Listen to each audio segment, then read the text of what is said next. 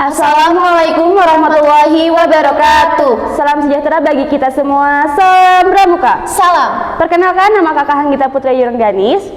Nama kakak Faradiba Zahra. Di sini kami berdua akan menyampaikan dua materi, yaitu materi Dewan Kerja dan Satuan Karya. Dan materi Dewan Kerja akan disampaikan oleh kakak. Materi Satuan Karya akan disampaikan oleh kakak.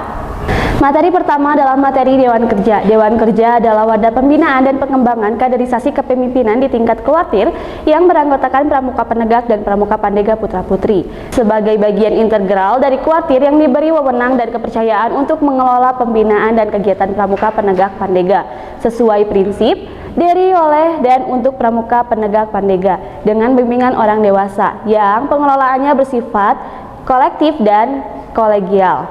Masa bakti Dewan Kerja dimulai dan berakhir sesuai dengan masa bakti kuartir.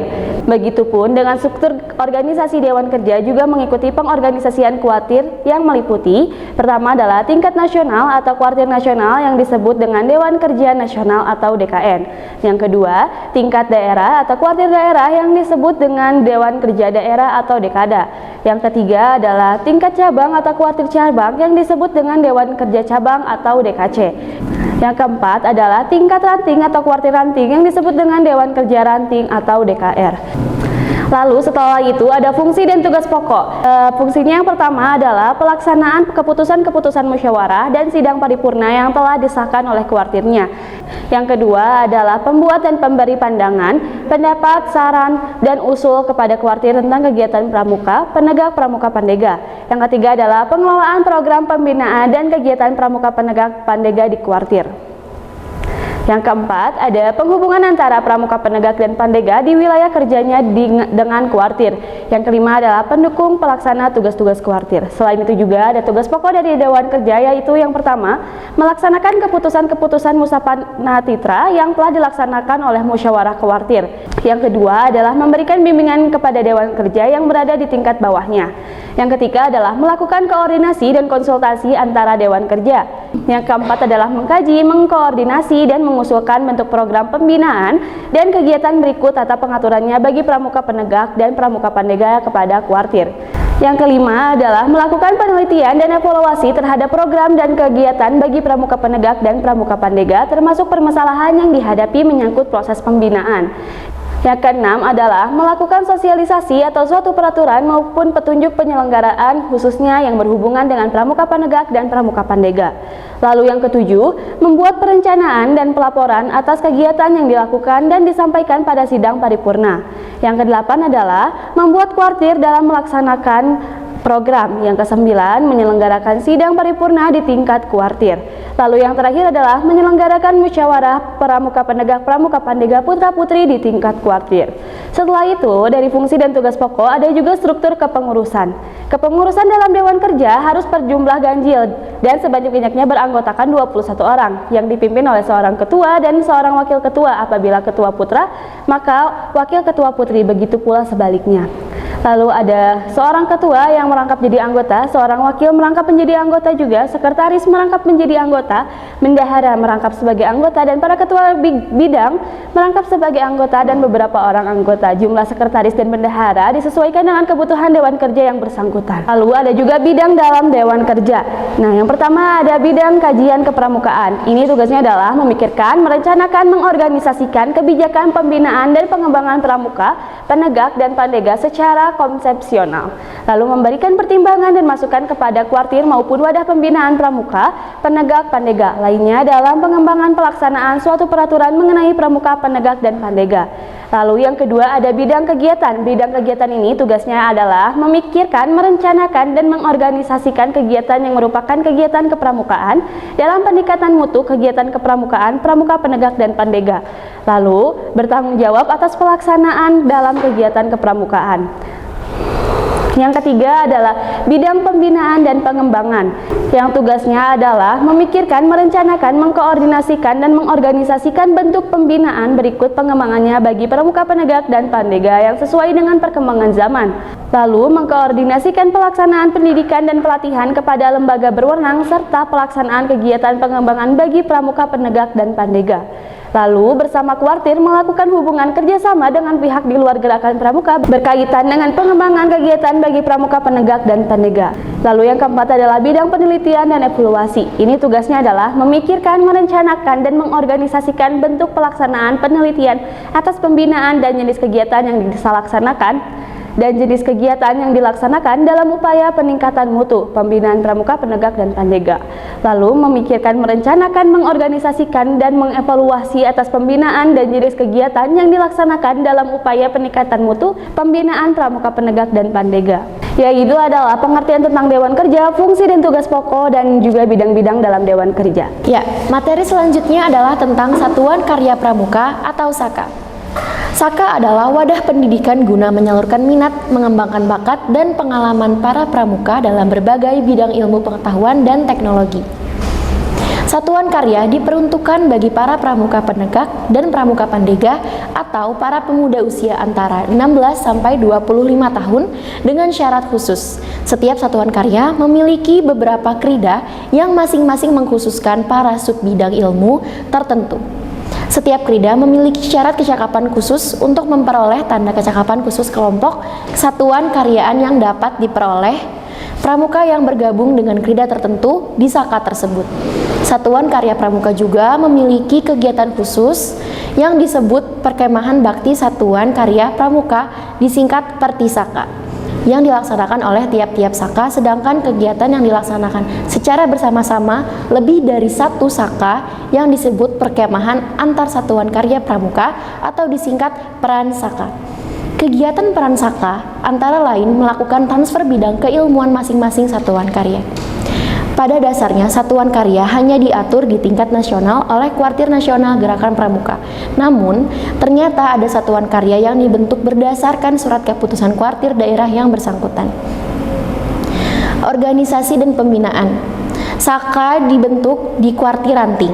SAKA dibentuk di Kuartir Ranting atas kehendak dan minat yang sama dari pramuka penegak dan pramuka pandega. Disesuaikan dengan situasi dan kondisi di wilayahnya. SAKA berada di bawah wewenang pengelolaan, pengendalian, dan pembinaan Kuartir Ranting, sedangkan pengesahan dilakukan oleh Kuartir Cabang. Apabila Kuartir Ranting belum mampu membentuk SAKA, maka pembentukan SAKA dapat dilaksanakan oleh Kuartir Cabang yang wewenang pengelolaan, pengendalian, dan pembinaannya berada pada Kuartir Cabang. Satu SAKA beranggotakan sedikitnya 10 orang dan sebanyak-banyaknya adalah 40 orang yang terdiri atas sedikitnya 2 krida yang masing-masing beranggotakan 5 hingga 10 orang. Pengembangan jumlah anggota dan krida disesuaikan dengan kebutuhan. SAKA dalam bidang tertentu yang beranggotakan lebih dari 40 orang dibagi ke beberapa bidang tertentu.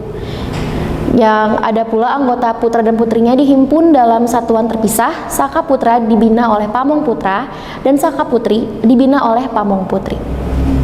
Anggota krida memilih pemimpin krida masing-masing dan pemimpin krida menunjuk seorang wakil pemimpin krida. Anggota SAKA membentuk Dewan SAKA yang dipilih dari pemimpin krida, wakil pemimpin krida, dan beberapa anggota. SAKA membentuk Mabi SAKA yang anggotanya terdiri atas pejabat instansi pemerintah, tokoh masyarakat setempat, atau orang tua peserta didik. SAKA dibina oleh seorang Pamong SAKA. Pamong SAKA adalah pembina pramuka, terutama pembina pramuka penegak atau pandega atau anggota dewasa lainnya yang memiliki minat dalam suatu bidang kegiatan SAKA sesuai dengan minat anggota SAKA yang bersangkutan. Pamong SAKA diangkat dan dikukuhkan oleh Kuartir Cabang atas usul pimpinan SAKA yang bersangkutan. Bila dalam SAKA ada yang sejenis beberapa orang Pamong SAKA, maka dipilihlah salah seorang sebagai koordinatornya. Masa bakti Pamong SAKA ada 3 tahun dan sesudahnya dapat diangkat kembali. Pamong SAKA secara ex officio menjadi anggota Mabi SAKA dari SAKA yang bersangkutan. Tugas dan tanggung jawab Pamong SAKA adalah: yang pertama, mengelola pembinaan dan pengembangan SAKA-nya. Yang kedua, menjadi pembina SAKA dan bekerja sama dengan majelis pembimbing SAKA-nya. Yang ketiga, mengusahakan instruktur perlengkapan dan keperluan kegiatan SAKA-nya. Yang keempat, mengadakan hubungan, konsultasi dan kerjasama yang baik dengan pimpinan Saka, Kuartir, Majelis Pembimbing Saka, gugus depan, dan Saka lainnya. Yang kelima, mengkoordinasikan instruktur dengan Dewan Kerja Saka yang ada dalam Sakanya. Yang keenam, menjadi anggota Mabis Saka. Yang ketujuh, menerapkan prinsip dasar dan metode kepramukaan serta sistem AMOG dalam kegiatan pembinaan Sakanya. Yang kedelapan, melaporkan perkembangan Sakanya kepada Kuartir dan Mabis Saka yang bersangkutan. Nah, selain daripada Pamong Saka, untuk melatih anggota Saka dalam bidang Sakanya, maka di setiap Saka diadakan instruktur Saka. Instruktur Saka adalah seorang yang mempunyai kemampuan dan pengetahuan, keterampilan, dan keahlian khusus di bidang tertentu yang bersedia membantu Pamong Saka dalam peningkatan kemampuan dan keterampilan anggotanya. Instruktur Saka diangkat dan dikukuhkan oleh Ketua Kuartir Cabang atas usul Pamong Saka dan Mabis Saka. Tugas dan tanggung jawab instruktur Saka adalah yang pertama, melaksanakan pendidikan dan latihan sesuai keahliannya bagi para anggota Saka. Yang kedua, menjadi penguji SKK bagi anggota Saka sesuai dengan bidang keahliannya dan melaporkan perkembangannya kepada Pamong Saka. Yang ketiga, menjadi penasihat bagi Dewan Saka dalam merencanakan, melaksanakan, dan mengevaluasi kegiatan Saka. Yang keempat, memberi motivasi kepada anggota Saka untuk membina dan mengembangkan bakat, minat, dan kegemarannya. Yang kelima, meningkatkan pengetahuan, kecakapan, dan pengalamannya melalui berbagai pendidikan. Yang keenam, mengikuti orientasi gerakan pramuka. Yang ketujuh, melaporkan pelaksanaan setiap kegiatan yang menjadi tugasnya. Nah, di sini ada berbagai macam Saka. Yang pertama ada Saka Bahari yang dibina oleh TNI Angkatan Laut. Yang kedua ada Saka Bakti Husada yang dibina oleh Kementerian Kesehatan atau Dinas Kesehatan. Yang ketiga ada Saka Bayangkara yang dibina oleh Polri. Yang keempat ada Saka Dirgantara yang dibina oleh TNI Angkatan Udara. Yang kelima ada Saka Kalpataru yang dibina oleh Dinas Lingkungan Hidup. Yang keenam ada Saka Keluarga Berencana atau Kencana yang dibina oleh BKKBN atau BPPBK. Yang ketujuh ada Saka Pariwisata yang dibina oleh Kemenparekraf atau Kementerian Pariwisata Ekonomi Kreatif. Yang kedelapan, Saka Taruna Bumi yang dibina oleh Kementerian Kehutanan. Yang kesembilan, Saka Widya Budaya Bakti yang dibina oleh Kementerian Pendidikan, Budaya, Riset, dan Teknologi. Yang kesepuluh, Saka Wana Bakti yang dibina oleh Kementerian Lingkungan Hidup. Yang ke-11, Saka Wirakartika yang dibina oleh TNI Angkatan Darat. Yang ke-12, Saka Telematika dibina oleh Telkom Indonesia Regional Jabar atau Jawa Barat. Yang ke-13, Saka Pengawasan Obat dan Makanan dibina oleh Badan Pengawasan Obat Makanan atau Badan POM. Yang ke-14, Saka Adiasta Pemilu yang dibina oleh Bawaslu.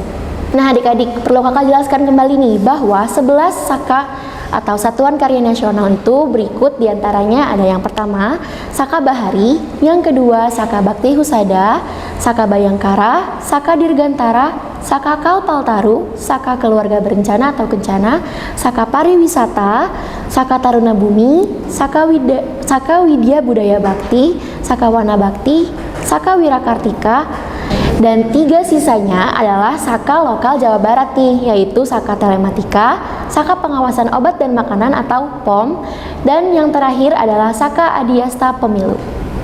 Nah, segini aja ya materi yang disampaikan kali ini. Kurang lebihnya mohon dimaafkan. Apabila ada kesalahan dalam tutur kata atau pengucapan, mohon dimaafkan segala kehilafannya. So, kalau kalian mau tahu lebih banyak lagi tentang kepramukaan, ayo gabung aja langsung di Pramuka SMK 45 Lembang.